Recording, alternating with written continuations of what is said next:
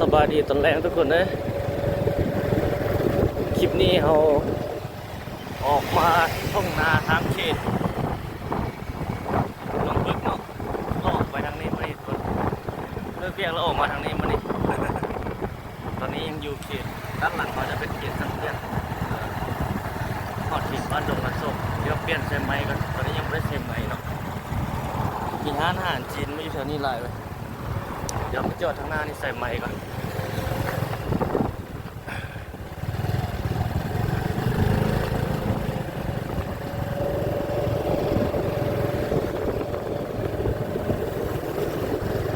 บนนี้เขาเจ้าเห็ดบนสร้างรถไฟฟ้าอยู่นี่เลยห้องนี้ไปซอดเอาคนในห้องนี้นี่ท้องหน้าเขาเนี่ยนะเขาเจ้าเห็ดเป็นบนสร้างรถไฟฟ้าที่นี่ปะอยู่บนนี้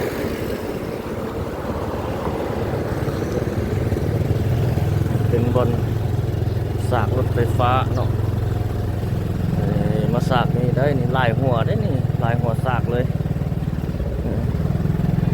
สากได้ทางเบื้องนั่นแล้วก็เบื้องนี้โอ้มีเงินงามนี่เข้ามาไหนรู้ว่าห้องนี่มันตันหรือเปล่าเขาไม่เคยเข้ามา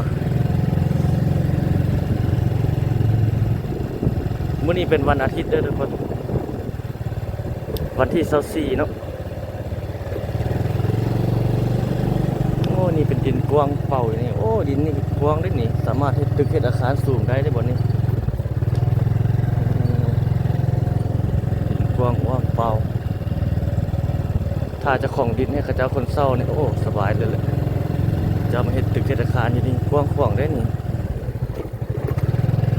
ทางหน้านี่รู้ว่าสิตันเลยบนโอ้อันนี้เป็นห้องเงินข้าเจ้าก็เข้าไปทางหน้านี่ยังมีดินกว้างอยู่นี่เนาะ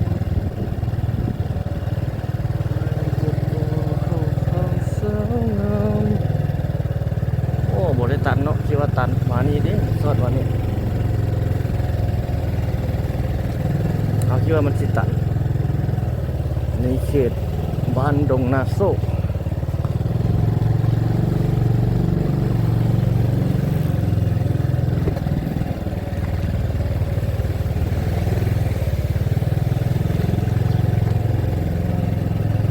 การขายเนื้อต้องทำนี่หัวท่านก็จะปฏิ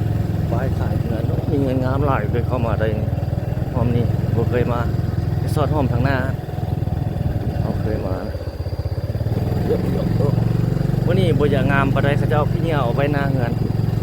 วันอาทิตย์มือเขาเจ้าเก็บขี้เหนียวเลยวันนี้หน่วยงานเขาเจ้าเก็บขี้เหนียวมีห้องแถวอีกเนี่ยเดี๋ยวเขาสิเปลี่ยนเส้นใหม่ก็สอดเจาะที่นี่เขาจะออกอะไรหน้าเตืออาคารสูงเลยเดี๋ยวเปลี่ยนเส้นไม้ก็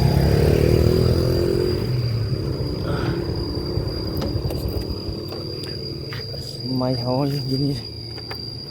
เส้นไม้แล้วเขาเว้ามันก็คือว่านั่นเขาจะเส้นไม้ตัวนี้นี่เลยไม้เอา ตัวนึงเป็นแม่จับเดี๋ยวประกอบใส่ก่อนมี2ไม้มีตัวนึงตัวดูดสัญญาณแล้วก็เสียบไปทางด้านหลังโทรศัพท์เสียบใส่หูสร้างอะไรว่าไปเลยสูงซ้ำเดียวได้ตึก2ตึกนี้เนาะความสูงมันจะซ้ำเดียวเลยแล้วหลายแล้ว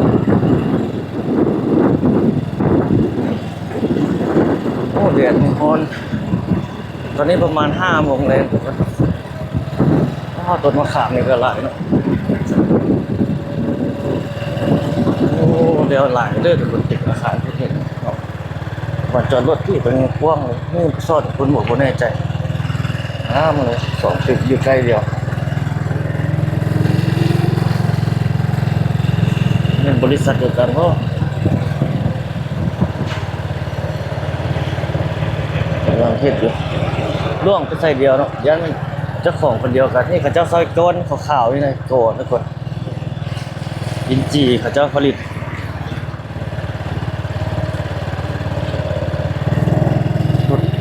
เครื่องคองเขาเจ้าเข้าห้องทางหน้าเนาะห้องทางหน้าสอดออกไว้บนนั้นนะ3 เครื่องเขาเจ้า ได้มาทางนั้นจนเติบ เข้าเพิ่งก็เป็นยังไงละเขาก็บ่ได้มาโดนเติบไฟฟ้าหลอกคือเก่า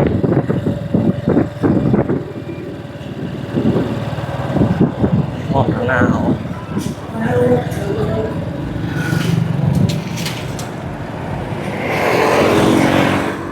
ว่ารถมาลาย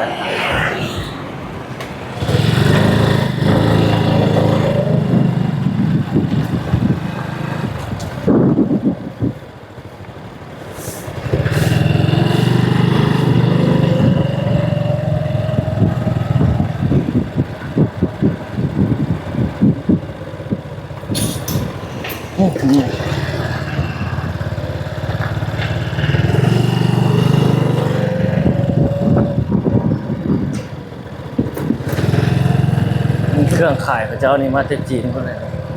ซีซูว่าบอกเลยเต็มรถพ่วงอย่างนี้นี่เป็นดินอันนี้หมดแล้วสอดทางไงมันสามเครื่องออกมา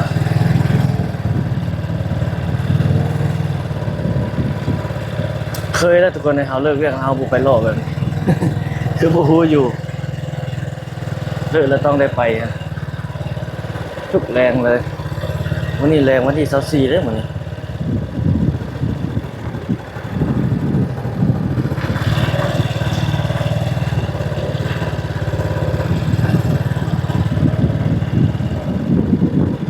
ไปเห็นผู้แซ่ผู้สาว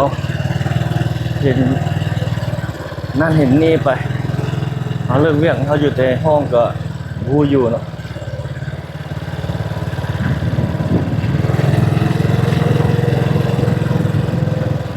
เป็นสามเครื่องเจ้าโอ้อาบน้ำพักเลยแบบจวดเลยเลยดีเย็นดีนะโอ้รอสมกระลิงกับเจ้า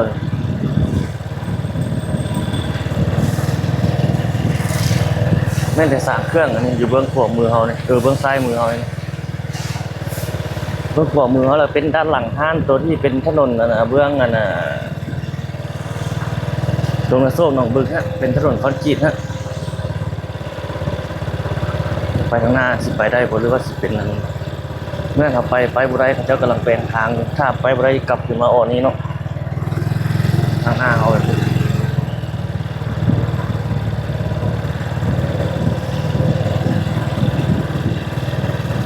จะน้อยบริเวณกระทางบนเฮามานี่ก็จะเป็นทางดีมาอะไรแบบนี้ว่ามันเขาเจ้าก็มาอยู่หลายละทีนี้หลายจะเป็นสามเครื่องทางหน้าเขาเจ้ากำลังถมดินหลายได้ทางในนี่เข้าไปนะ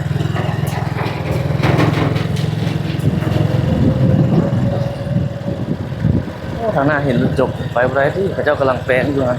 กำลังจบ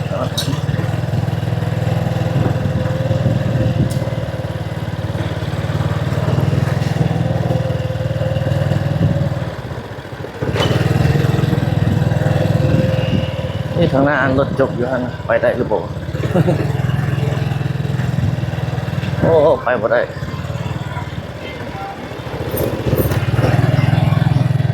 เจ้ากำลังจกถมดินแปลงน่าจะเป็นสร้างเครื่องสั่งอย่างเข้าไปฮะกำลังจกกำลังแปลงผมไปบ่ได้แล้วเนาะ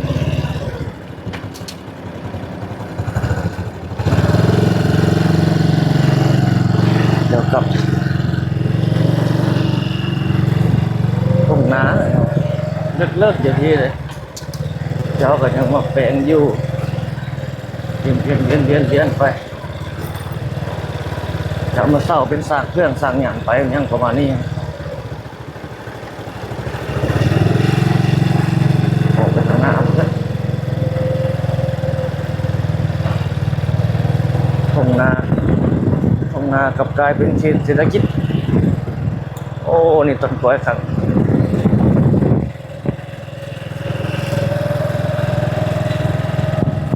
เราบุญน้ำปันไดเสียหลายคนเจ้ามันอยู่ทงนามันอยู่หลังบ้านกับเจ้าอันนี้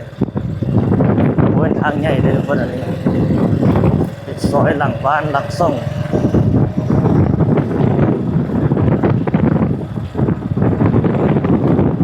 ต่อไปผู้ใดจะขยายเป็น เส้นทางง่ายเป็นคนผ่านเข้ามาแบบกว้างขวางตอนนี้ก็ไปทอดแต่ทางไงคนงานค้างานธุรกิจเขาจะใส่เส้นทางง่ายแบบนี้สิ่งนี้งานค้าคนจีนมัดแต่เมื่อนี้วันอาทิตย์ส่วนลายก็ปิดห้างก็รถจกนี่จะมาขายครับบักใหญ่ๆครับไอ้รถจกนี่คันหนึ่งนี่รวยเลยใหญ่ไปเลยเข้าโครงการนี่สุดยอดเลยเรื่องนั้นจะให้จองให้เศร้าคือการตึกอพาร์ตเมนต์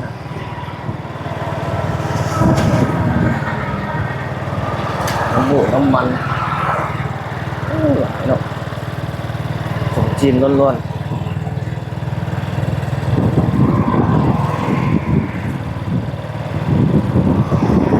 เดี๋ยวเราไปทางหน้าพวกนี้นึงแล้วจึงจะบันทึกต่อถูกปะเป็นระยะไปเอา อันนี้เขาเจ้าก็แล้วหลายอันนี้เขาเจ้าก็แล้วหลายแล้วนี่ให้เศร้าคือกันทุ่งนาแถวนั้นเริ่มถมเริ่มหยั่งหมดแล้วนะแถวนั้นมีเงี้ยเอาไปหอดเขตนะบ้านดงนาโซกคือว่าเรื่อยๆเลยการพัฒนาอยู่เขตนี้บริษัททางงานของคนจีนเข้ามาอยู่นะแล้วก็ให้จองให้เศร้าเนาะเครื่องขายของบริษัทเดี๋ยวมาอยู่ทำอะไร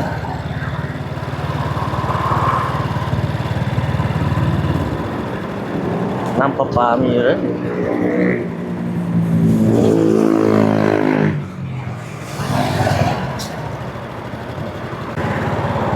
นี่เบื้องนั้นมีคฤหาสน์เนาะเขาเจ้ากำลังเฮ็ดคฤหาสน์นี่น่าจะเป็นของคนลาวเขาเนาะ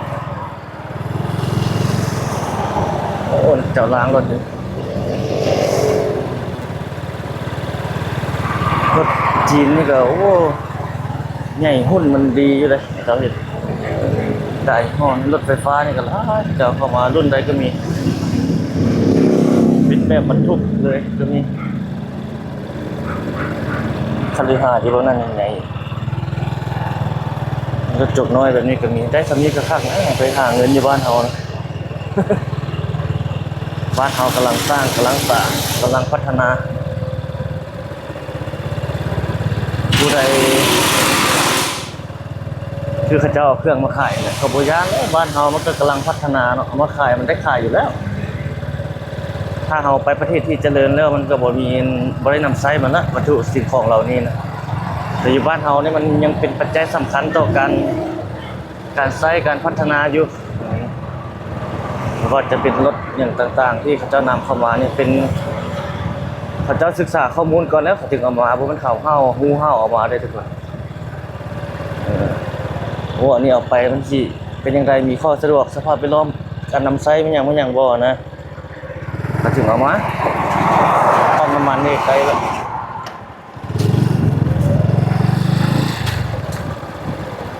เราข้ามทางไปทางนั้นก็แม่เชื่อของจะกินก็มาขายก็อยู่เพราะว่ามันบดีกันดีได้ไงว่าบดีเลยคุณภาพมัน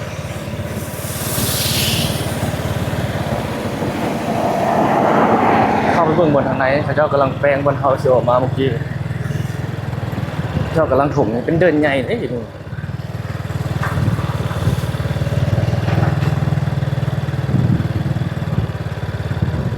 เดินไปไงโอ้เข้าไปเนี่ย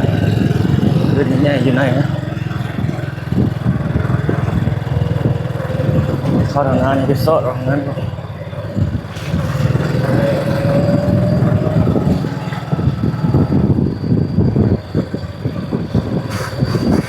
นี่ก็เป็นห้างเนาะของคนจีนเนาะอู่ซ่อมแปลงรถของคนจีน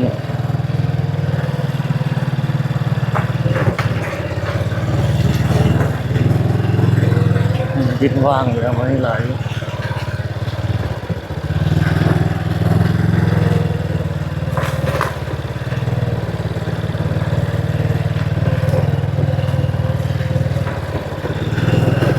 ของแคมป์อพาร์ตเมนต์ท่านแถว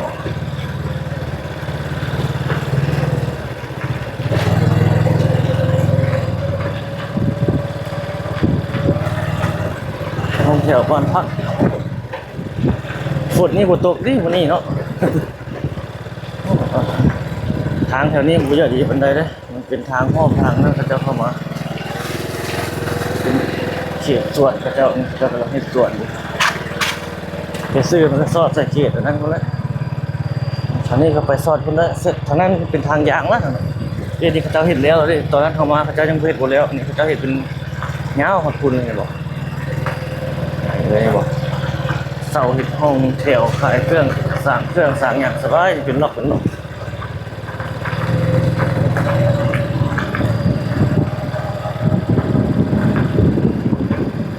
นั้นฟ้าครึมๆบ่ว่ามันสิตกหรือบ่เนาะ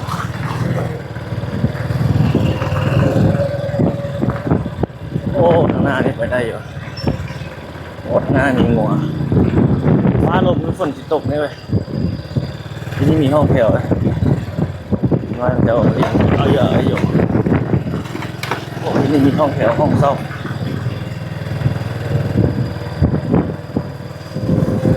โอ้ทางหน้าจะเลี้ยงงัวฟ้าลมไม่ทุกคนคือฝนตกนี่บอกเป็นจริงขี่รถที่นำมานี่โอ้เลี้ยงงัวเนาะโอ้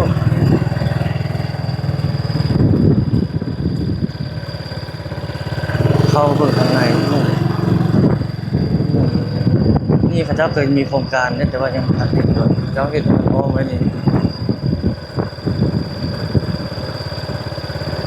โอ้ตัวนี้เป็นทางไปแต่เขาเจ้ายังบ่เห็นเนี่ยซอดนะทุกนะบอกนี่เป็นโครงการนี่นะรูปทรงของตึกออกไปนี่ก็ซอดพุ่นเจ้ากำลังจะเห็นอยู่ในบุรณะอยู่ในนี่ก็ได้โอ้อันนี้นะผักตบว่าพังอย่างเต็มเลยวันผักตบผักเนี่ยผักมีของระบายน้ำนี่ไปทางไม่สดคุณได้จุดหนึ่งอยู่ได้เป็นห้องแถวพันเมนตึกทางหน้าจะเป็นอันนั้นเป็นนี่เป็นซอยที่เกี่ยวไปคนอีกเป็นตึกตำรวจทางนี้เป็นตำรวจตรวจคนเข้าออกเมืองนะ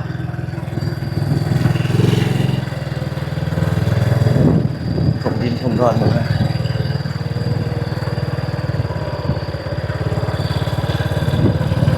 อันนี้มันเป็นทุ่งนาแถวนี้เขามาอยู่ใหม่เป็นห้อมตัดเป็นซอยตัดแบบนี้เงินก็หลายหลังงามอยู่ทางหน้าจะเป็นอันนั้นครับโอ้งูตายวะงูน้อยคือสมองคิดว่ารถเหยียบมันละกระดิ่ง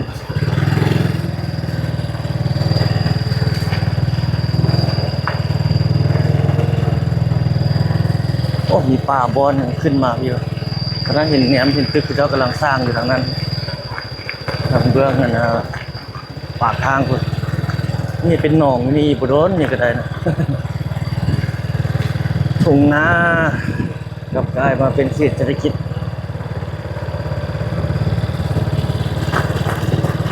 ขยายตัวออกมาจากเขตสังเกตทางหน้าก็เป็นข้าเจ้ากำลังเฮ็ดอยู่ยังบ่แล้วเท่าทางหน้าบ่รู้ว่าสิเป็นหยังโอ้แถวนี้มีใบพังหลายเว้ยใบพังหรือภาษาไทยเอิ้นใบสาบเสือห้ามเลือดห้ามอย่างได้ใบอย่างนี้นายรู้ว่ามันตึกอย่างนี้แต่ว่าบัดเขาเจ้าแล้วเพิ่นก็จะรู้ว่ามัน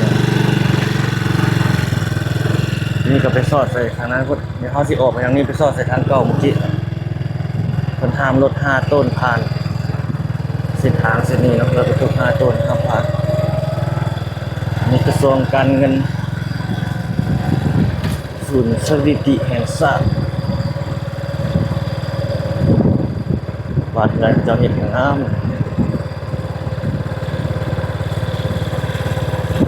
ตุ่มตำรวจตรวจคนเข้าออกเมืองตอนนั้นเราเคยมาประชุมอยู่นี่ตอนนั้นให้เรียกอยู่เชิงสร้างเนาะประชุมพระเจ้าน่ะเฮ็ดระบบเนี่ยก็ก วจเช็คกวดคนเข้าออกเมืองนะเขาเจ้าจะไปติดตั้งระบบที่ทันสมัยแบบเป็นดิจิตอลนะใส่ในเคาน์เตอร์ของโรงแรมเนาะถ้าลูกค้ามาเปิดเขาจะสแกนบัตรประจำตัวที่มันก็จะขึ้นเลยว่าเอา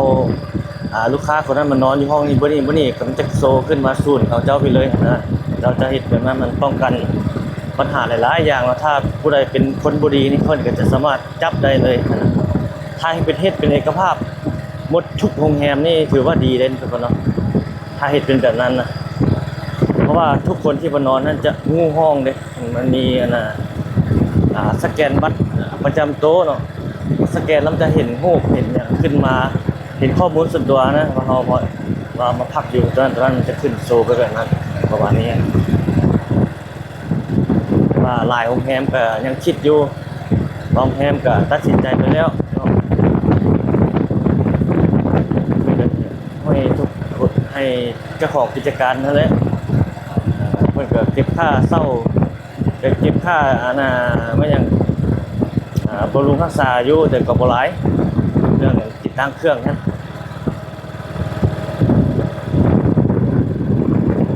โซ่ใส่ทางเก่าเนาะบัดนี้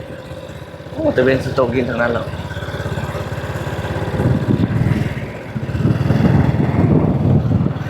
บรรยากาศนะบ่เดี๋ยวเบิ่งอันนี้แป๊บนึง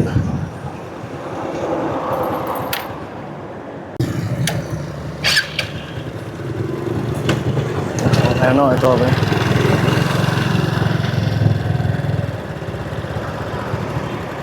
มื้อนี้วันคิดรถบ่หลายวันนี้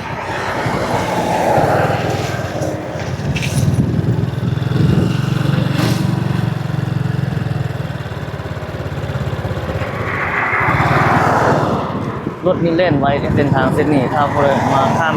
ทางแถวนี้นี่ไปแบบนั้นนี่โอ้หลายเลยได้ระวังข้ามจุดข้ามทาง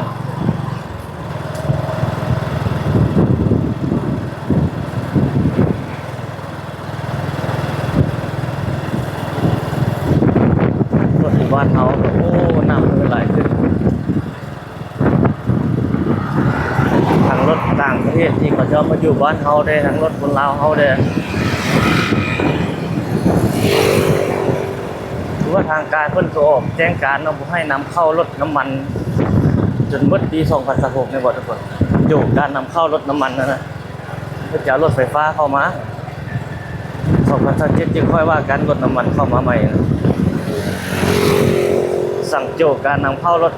ที่ใช้น้ำมันเชื้อไฟอนุญาตรถไฟฟ้านำเข้าเบิ่งเนาะหลายคนก็ให้บางคนก็จะหันไปใช้รถอันนั้นนะรถไฟฟ้าซื้อไฟฟ้าหลายขึ้นแล้วก็ลดผ่อนไปอีกในโตก็ถือว่าเป็นทางเลือกเนาะแต่หนทางนี่ที่ฝุ่นนี่ค่อนข้างว่าหลายทุกคนเลยเพราะว่ามันยังมีหลายจุดหลายบ่อนยังมีการก่อสร้างเนาะแต่ว่าจุดก่อสร้างนี่คืออยู่ประเทศจีนนี่ก่อนรถที่จะออกมาเหยียบใส่พื้นถนนนี่ต้องได้ล้างตีนก่อนได้ล้างรถล้างอย่างก่อนได้สะอาดจึงมาเหยียบท้องถนนหนทางได้อยู่บ้านเพื่อนอยู่จีนนะเนาะเพื่อนเข้มงวดเขตก่อสร้างเขาให้นำเหยียบที่ตมดินมาใส่ทางนะแต่บ้านเขาเพื่อนก็ยังบ่ได้เข้มงวดเพียงปานนั้นเนาะเพราะว่ามันยังกำลังพัฒนาหลายบอนอยู่หลายอย่างหลายด้านอยู่บ้านเขากำลังพัฒนาหลายแต่บ้านเพื่อนมันเจริญแล้วกฎระเบียบมันก็ต้องเข้มงวดไปตามสภาพแวดล้อมเนาะบ้านเขาถ้าบ่ให้สร้างให้สร้างมันก็บ่ได้เนาะมันเป็นประเทศที่กำลังพัฒนาถ้าในทุนเพิ่นเข้ามาแล้วเอาไปใส่กฎระเบียบหลายเพ่งเกินไปเขาเจ้าก็บ่เข้ามาเนาะก็มีไป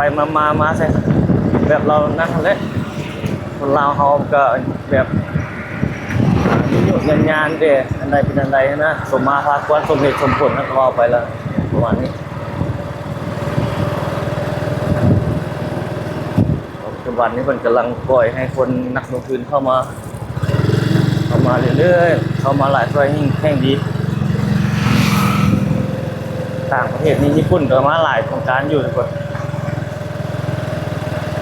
ญี่ ทางของภาครัฐของเอกชนของจีนก็คือกันมีทั้งของภาครัฐและของเอกชนแต่ว่าจีนนี่ของเอกชนนี่หลายนะเพราะว่าจะเป็นของแนวพันเงินแล้วก็ทำไมเขาจะกำลังแปลงเข้าไปดึงไฟเอาค่อยเบิ่งทางไหนเกี่ยวทางไหนเกี่ยวทางหน้าเนาะได้มาเลาะทางนี้แล้วก็พาท่านเบิ่งอัปเดตบางคนบางท่านก็บ่ได้มาบางคนก็มาเรื่อยๆดอกสร้างเครื่องสร้างของแถวนี้ก็ได้ฝนมันก็อยู่ตกที่เนาะมันก็มืดมัวอยู่ฤดูกาลยามฝนแล้วเด้ยุงข้างในนี่มีองค์เฮียนของคนจีนข้างในเข้าไปได้อยู่อ่ะโอ้นี่ซิมมังเพื่อนกำลังก่อสร้าง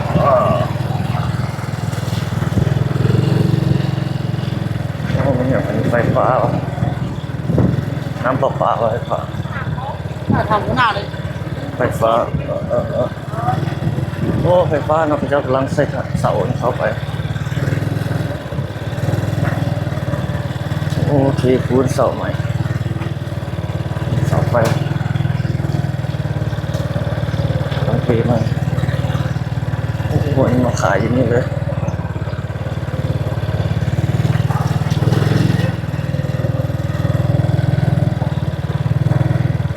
อะไร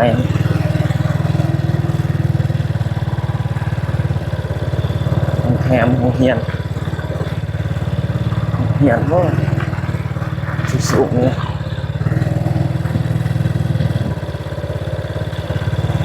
นี่ต้นส้มๆทางในเป็นองค์ยันอ่ะนี่เป็นแบบนี้ยันว่าเป็นยัง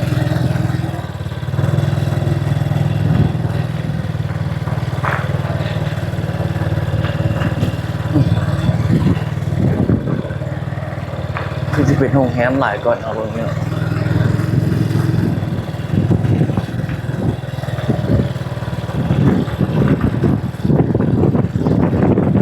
พระเจ้าดึงสายไฟเข้ามาในมีตะข่ายไฟฟ้าอยู่นี่รัฐวิสาหกิจไฟฟ้าสถานีหนองบึกข้างในคือโรงเรียน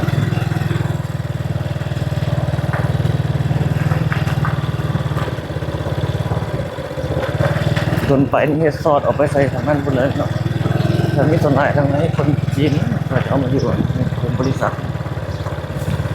ขนส่งกงจุสิบปังภาษาอังกฤษหรือภาษาจีนบริษัทคนจีนซื้อจีน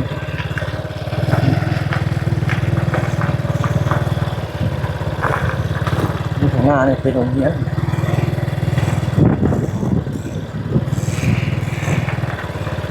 ตันได้ทุกคนไปสุดที่บนโรงเรียนแล้วทางเข้ามาเอาเสียเดียวกลับเลย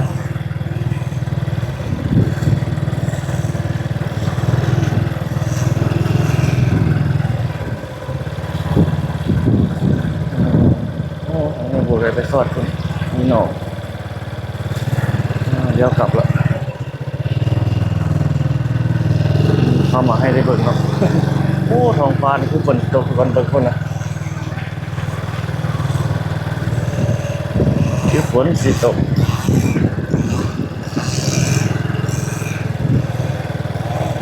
มันตกแล้วแต่มันยังบ่อนเอาบนเขาอยู่ซื่อสูงเลยหน้าจะฟังแฮมเนาะมีทางลบภัยมีอย่างนั้นทางนี้นะมีภัยมีทุกเสือทางทุกเสือคันใดทุกเสือหลายสั้นอยู่ก็2 3 4 5 6 7 8โอ้เกือบ10สั้นคน9 สั้น10 สั้นคน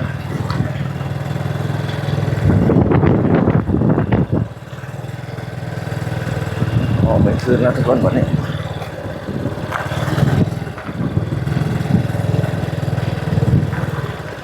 เราเข้ามาจึงได้เห็นเราเข้ามาก็บ่เห็นข้างหน้าเขาเมื่อกี้เข้ามาเขาจะตั้งเสาที่ปูนใหม่ตั้งเสาไฟใหม่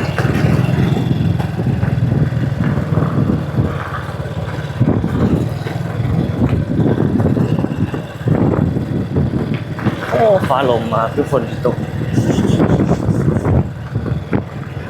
มันน่าจะตกนั่นแหละแต่ว่ามันรู้ว่ามันสิตกซาหรือไว้มันอย่างประมาณใดฮะหรือว่าตกในตอนดึกคนหัวมันอย่างประมาณนี้นะความหมายนะ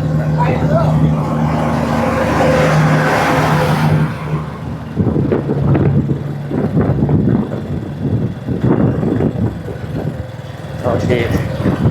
เสาไฟทางเสาไฟมันเอาเบิ่งจีคิดว่ามันน้ำปะนะจริงๆมันปะป่ามันไฟ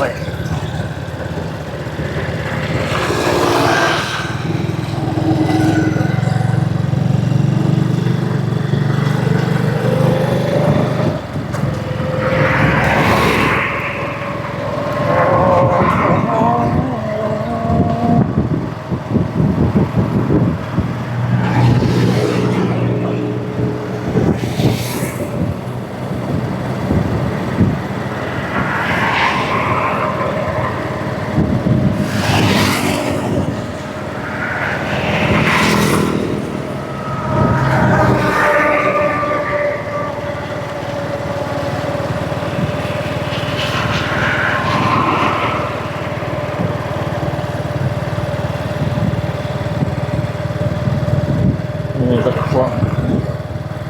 จีนอะไรกันรถขนส่งค่า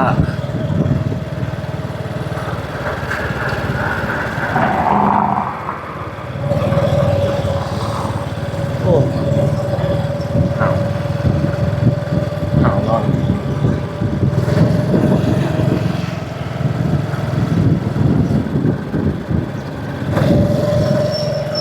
โอ้แต่งัวเข้าไปอยู่ในโรงเรียน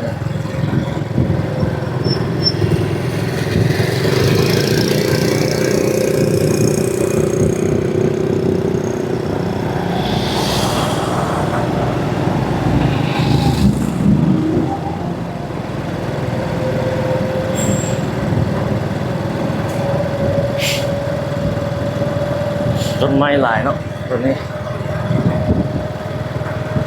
เป็นก้อนเกลืออยู่ตรงนั้นเนาะดูว่าง่วนเป็นง่วนมันมืดแล้วทางนั้นทางบนมันมืดแล้วมันมีฝนแล้วเด้ โอ้นี่ก็จะหว่านกาเลยหว่านกาครับโอ้บ่ได้หว่านกาแต่เป็นหว่านเข้าเลยครับเข้านี่สอดกับคนเนาะนี่มันสอดกับคนได้เลยพระเจ้าเนี่ยมาทิมใช่หลายจานเลยเนี่ยมาทิมซ่าทิมซ้ายแบบนี้เนาะโอเคเลย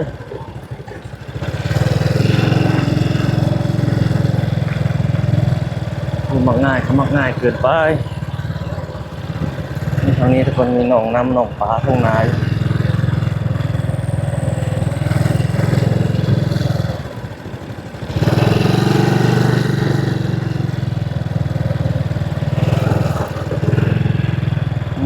ทุ่งนาสุดยอดเห็นทุ่งนาแล้วกินหอดบ้านเขา คนดำแล้วก็พ่อกับแม่มันจะได้จ้างคนดำเลยดำเองเลยเขตนี้หนองบึก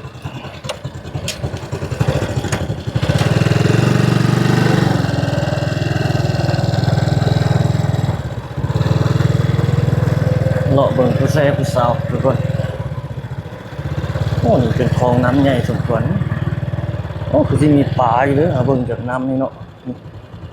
มีปลาเข่งเนาะอยู่บ้านเฮานี่ไปซิดเบ็ดแล้วเด้มีผักตบน้อยๆนี่น้ำเนี่ย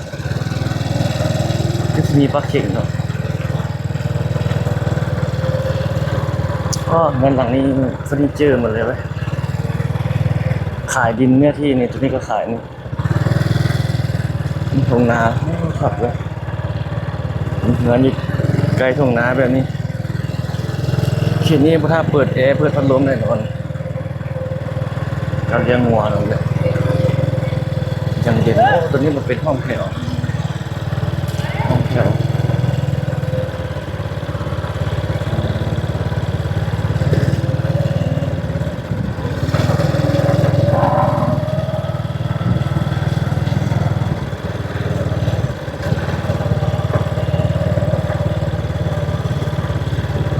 นี่สกัดกำลังแปลงเลย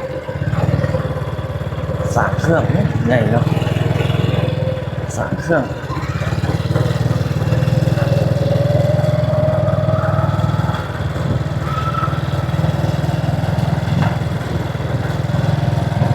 ขีดบ้านหนองบึกยามแรงทุกคน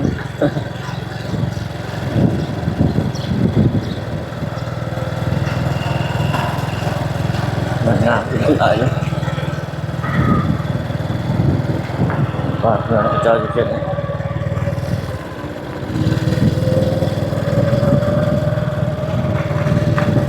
ไปทางนั้นสวนทางใหญ่เอาเจ้าเที่ยวเข้าทางนั้นมา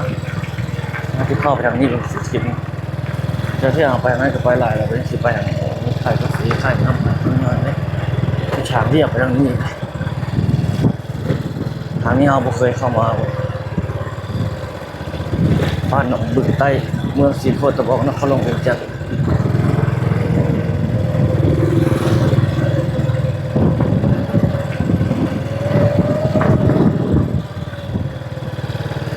เจ้าขี้เหนียวเป็นห้องไปคนบ้านเงินกระเช้าจะเขียนเนาะ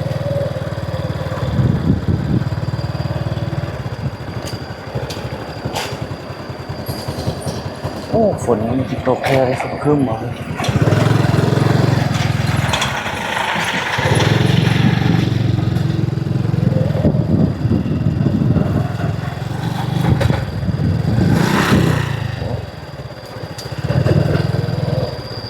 โอ้ข้างหน้าเป็น10 ตันเนาะมีทางไปทางนี้เนาะนี่ตันโอ้เป็นตันใช่ปะย่อไปทางนั้นคนเป็นทุ่งนาเลาะบ้านของแค่ทุกคน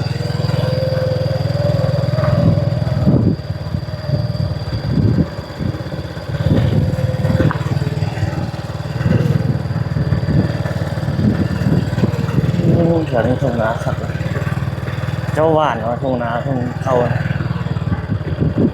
โอ้ฝุ่นมันมาพุ่นเลยทุกคนเลย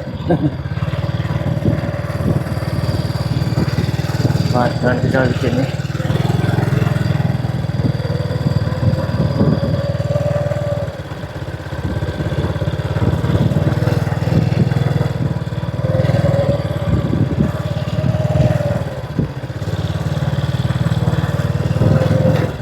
รถไฟฟ้าเจ้าขี่มาเลยนายไม่เอารถไฟฟ้านี่ก็เลยนะนี่ไอ้ยี่ห้อโอ้ยนี่ต้องเข้าคักทุกคนทุ่งนาเดี๋ยวถ่ายภาพก่อน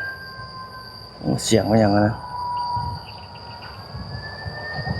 เสียงรถดับเพลิงคนทุ่งนาแค่นี้เย็นดีเว้ยเย็นดีเขามาอยู่แบบนี้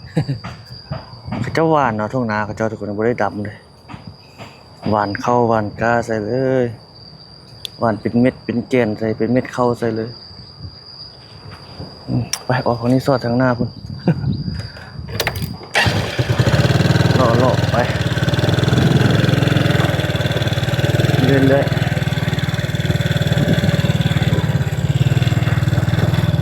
อย่างนี้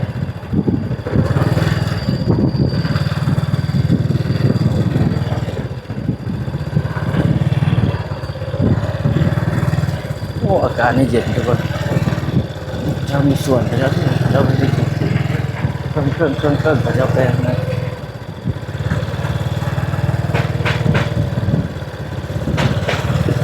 ทางจะมีมาโดนแล้วนี่ทุกคนเนาะจะมาเป็นห้องน้ำ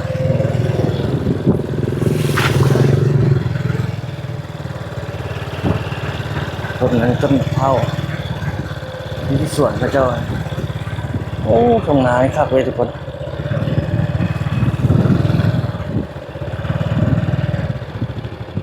ยินสบายโอ้ทางนั้นฝนมาแล้วเย็นสบายสนาแนมไปทางนั้นตึกอาคารขึ้นเลย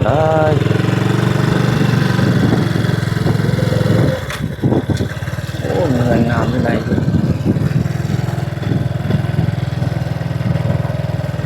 ทักแล้วยืนแบบนี้เป็นธรรมชาติดีกับธรรมชาตินอนนี่บ่ท่าเปิดแอร์เลยนอนนี่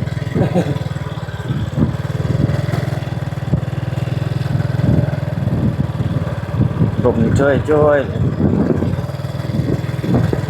เป็นคนจีนนี่เงินเขาเจ้านี่เฮ็ดออกมา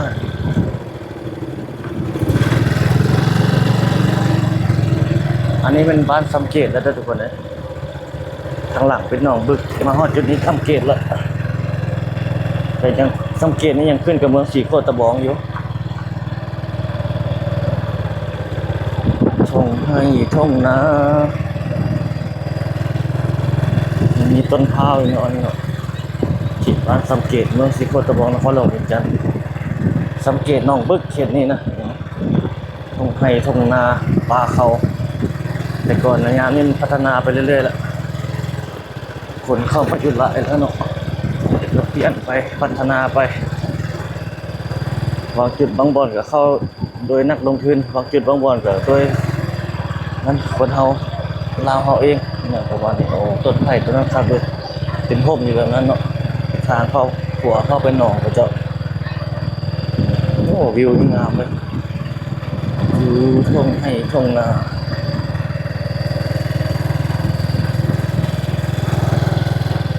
ต้นเท้า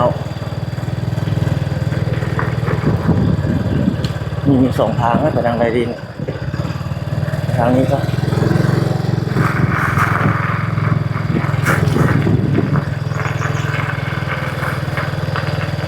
โอ้ต้นไผ่นะ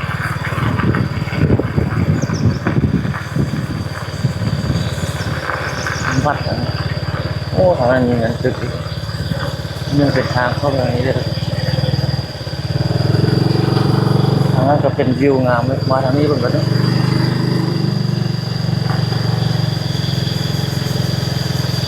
วิวสีเขียวดีนะ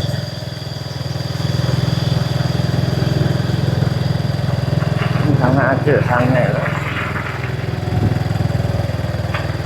วัดเรากำลังไปอยู่นี่ชอบแต่ทางใหญ่ของเขตหมู่บ้านนี่แหละนะไปน่าจะได้เจอทางใหญ่โอ้เกี่ยวไปทางเมื่อกี้ธรรมศาสตร์ก่อนก็ ทางนี้มีคนไปซอดบ่ง้อมไปซอดใส่เส้นทางตรงเมื่อกี้บ่ทางนั้นเป็นท้องนาดีเลยโอ้ตอนนี้เกี่ยวออกทางนี้เลยแล้วไปซอดทางนั้นเลยแล้ว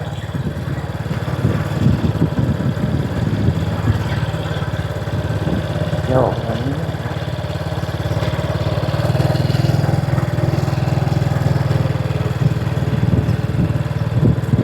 วันสังเกต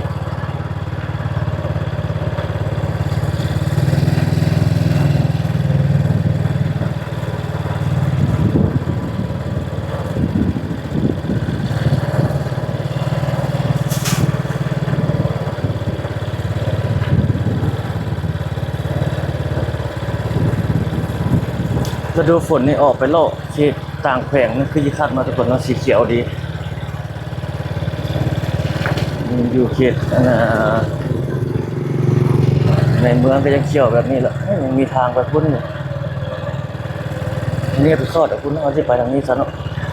โอ้นี่เด็กน้อยเขาเจ้าติดเขาโอ้ยสอดนมโอ้ทางนี้ฝนมาแล้วทุกคนเนี่ยเราจะเกี่ยวกลับออกไปทางนั้นเราได้ด้านฝนมันชิงทำมันนี่ทางนี้ออกไปซอดใส่พุ่นเนี่ยเส้นทางเลขที่13เขตบ้านสังเกตคือกันเราจะไปทางนี้ยังไม่ได้ไปอย่างเพื่อนทางนั้นเราไปล่อไป2-3เทื่อแล้วทางงานเงินงามหลายเขาจะกำลังแปลงที่ว่า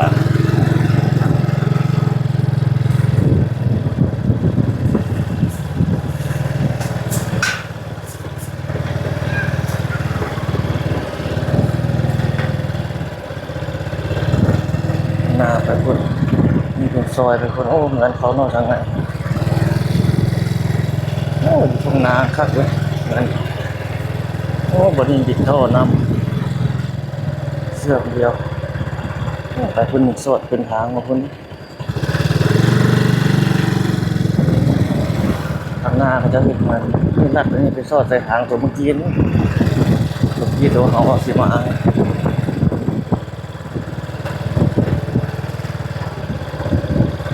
อันนี้ก็สอดออกงั้นพุ่นโอ้ยกดฝุ่นมาพุ่นแล้ว นี่เห็ดใหม่เงินงามฝนมาแล้วฝนมาแล้ว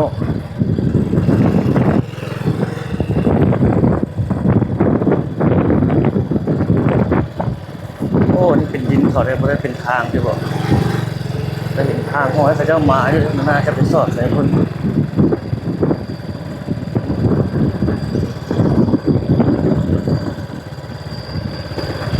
แร่เขาเจ้า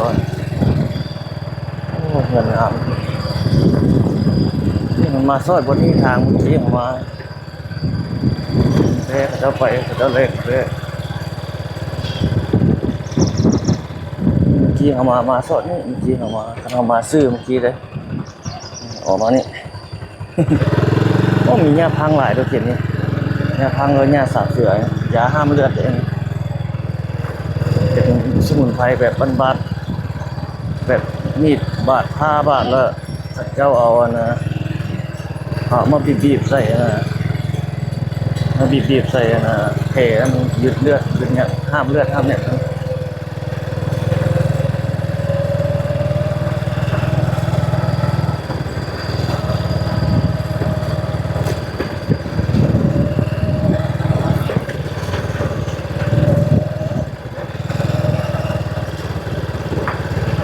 บ้านซัมเกตโอ้นี่ข้าเจ้าต่อนก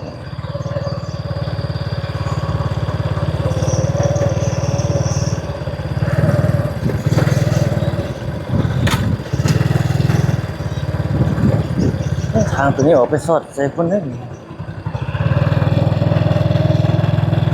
ทางเขาเขียนใส่โอ้จะไปไล่งัวมาเลย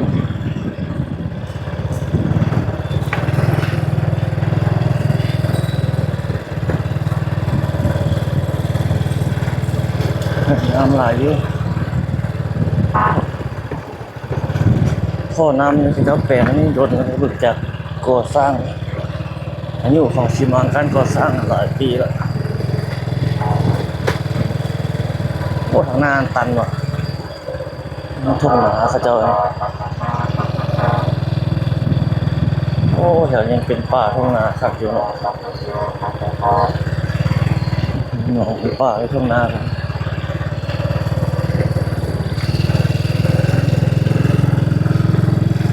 บ้านเงินเขายังอยู่กันนี่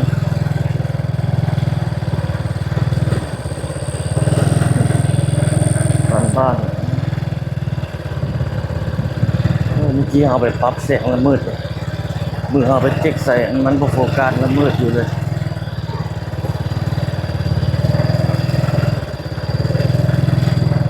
ตรงหนาอันนี้ผมเข้ามาในหมดแล้วผมดินผมดอนมามีจกแปลงใหม่โอ้ตรงนี้จะเฮ็ดทางไปซอดสิคุณเนี่ยข้างหน้าก็ได้คือกันไปนี่จะเฮ็ดเป็นทางได้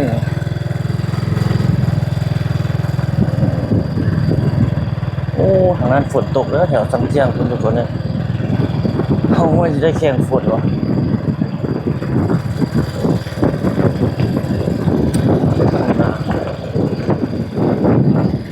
ทุ่งนาแต่เขาเจ้าก็นั่นแหละถูกแล้วบางบ่อนบางจุดก็ได้นะแหงเกิดเป็นฝนมาเดือนนี้มันจะถูกแล้ว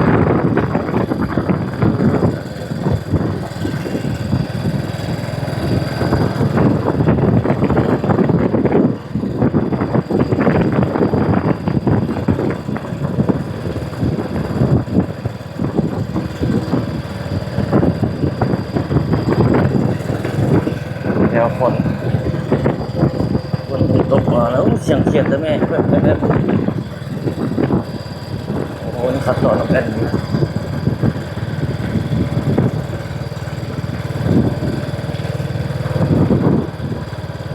เดินอยู่ตรงนั้นเป็นคอ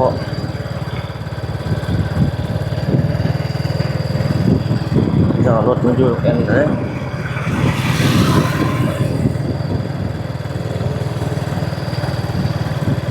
ศทางใหม่เนาะนี่เนาะถมมาแต่ก่อนเป็นทุ่งนาแต่ก็แปลงมาเป็นนะครับ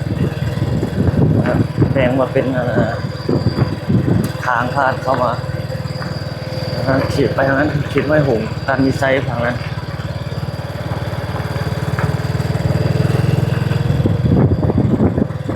โอ้ฝนตกแล้วทุกคนเลยแมบแล้วโอ้ทางนั้นฝนมาแล้ว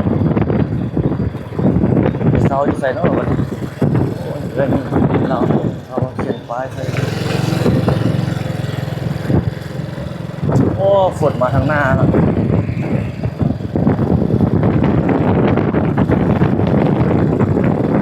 โอ้โหเขาสิกลับทางหลังทันปะมันมานี่เลยเดี๋ยวครับทางหน้าแล้วก็ลงทางตั้นใส่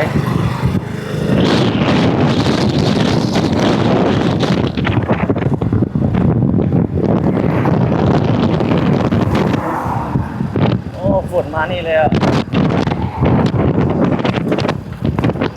โอ้ฝนไล่เจ้าไปเจอข้างหน้า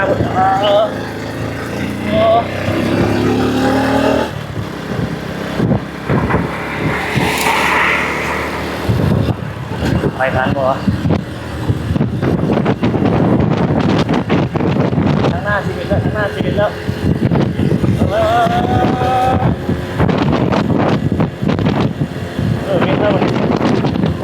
ฝนไล่กด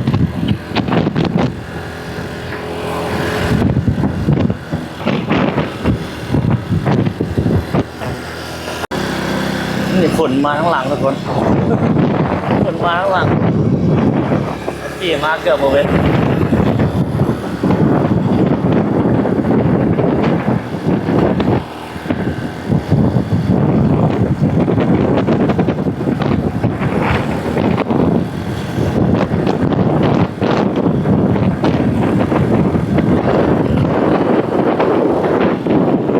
เรื่องนี้เลยมารีฝนอย่างนี้ครับโอ้นี่เป็นเจ้าเฮ็ดนี่ตั้งเสาตั้งอย่างเลย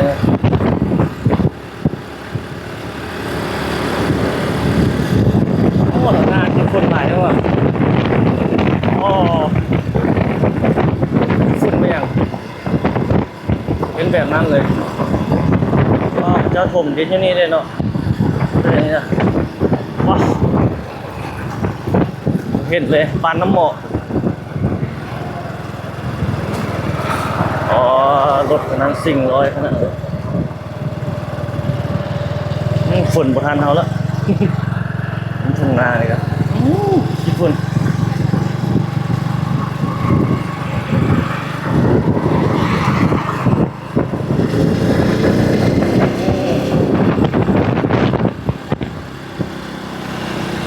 ฝนอยู่ข้างหลังคนนะ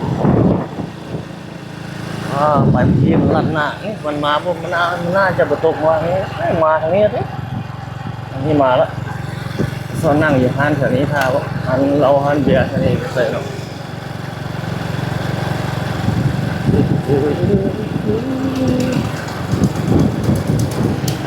ฝนตก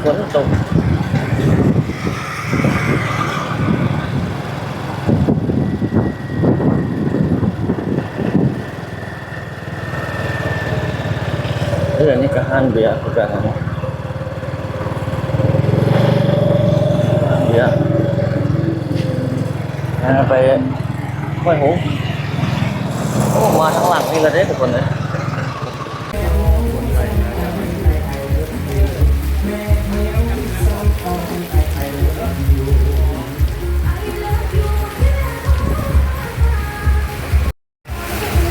ฝนตกเลย